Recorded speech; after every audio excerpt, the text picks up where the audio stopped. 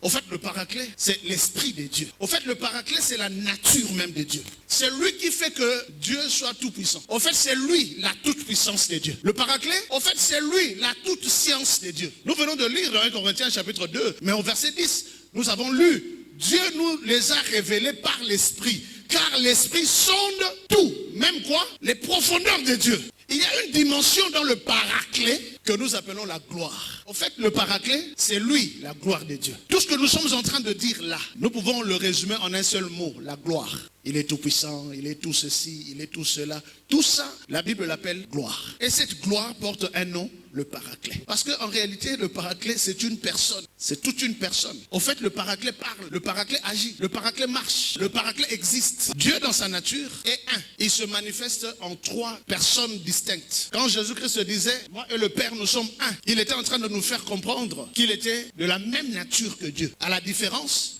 que lui, il a porté un corps. Mais pendant qu'il portait le corps, la plénitude de la divinité habitait corporellement en lui. Mais au même moment, la plénitude de la divinité habitait aussi incorporellement par lui.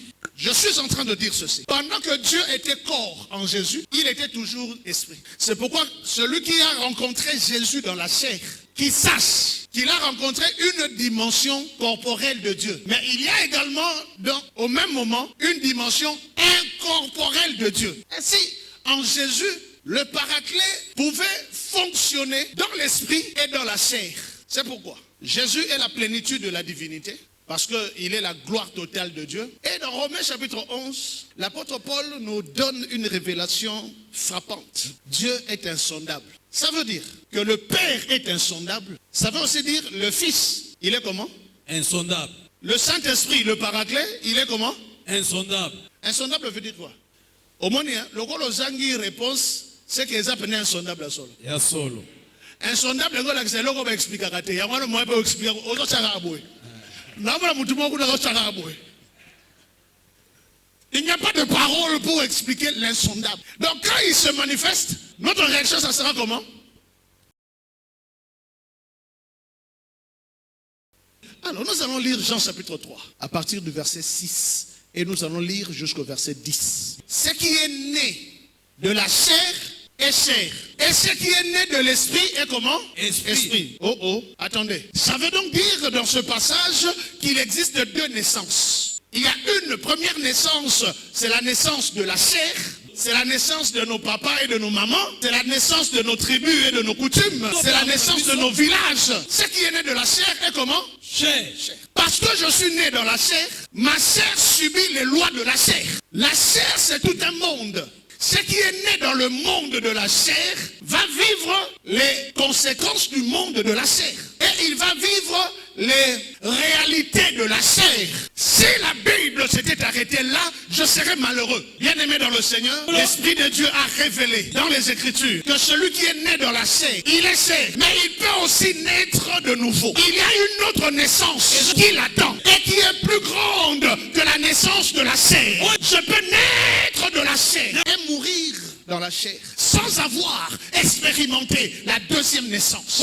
Mais c'est quoi la deuxième naissance? Frères et sœurs dans le Seigneur, la deuxième naissance, la Bible déclare ce qui est né de l'esprit. Et l'esprit en quelque chose avec E majuscule, c'est le paraclet. Dans ce passage des Écritures, le Saint-Esprit insondable peut aussi enfanter des hommes qui sont nés dans la chair. Tu es né dans la chair et on t'a appelé François. Ça c'est la chair. Mais le Saint-Esprit peut aussi t'enfanter. Il prend François et il l'enfante de nouveau. Ainsi le François qui est né de l'esprit n'est plus chair. Il est enfant de l'esprit. Il est enfanté par l'esprit. Celui qui est enfanté par l'esprit reçoit les caractéristiques de l'esprit. Or, l'esprit est insondable. Celui qui est né de l'insondable devient insondable. Mesdames, mesdemoiselles et messieurs, tu as reçu le pouvoir de devenir enfant de Dieu. Le pouvoir en question, c'est le Saint-Esprit. C'est le paraclet. Le paraclet fait que Dieu soit Dieu. Le paraclet, c'est la totalité de la gloire de Dieu. Le paraclet, c'est la grandeur incommensurable, insondable de Dieu. Et le paraclet en question a décidé de prendre certaines personnes, de les faire renaître. Comment on peut expliquer ces choses? Écoutez la suite de ce passage. On reprend. Ce qui est né de la chair est chair. Et ce qui est né de l'esprit est esprit. Ne t'étonne pas que je t'ai dit, il faut que vous naissiez de nouveau. Le vent souffle où il veut et tu en entends le bruit. Mais tu ne sais d'où il vient ni où il va. Il en est ainsi de tout homme qui est né de l'esprit. Nicodème lui dit, comment cela peut-il se faire? Voilà la réponse qu'on pose lorsqu'on est en face de quelqu'un qui naît de l'esprit. Comment cela peut-il se faire? Écoute la réponse de Jésus. Jésus lui répondit, tu es le docteur d'Israël et tu ne sais pas ces choses. Bien-aimé dans le Seigneur, si tu es né de Dieu, tu deviens insondable. Toute ta vie devient insondable. Personne ne peut comprendre d'où tu viens. Celui qui est né de la chair est chair. Celui qui est né de l'esprit est esprit. Que le Seigneur bénisse sa part.